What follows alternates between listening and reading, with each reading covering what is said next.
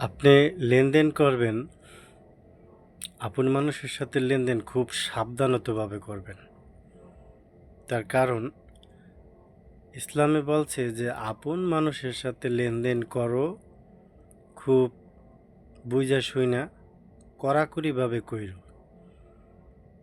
কেন আপনি ভাই হইয়া ভাইরে টাকা উধার দেবেন, সময় মতন দিতে না পারলে ভাই বলবে যে নিছি দেবানে, কিন্তু অথচ আপনার টাকাটা লাগবে, ভাই সময় মতন দিতেছে না।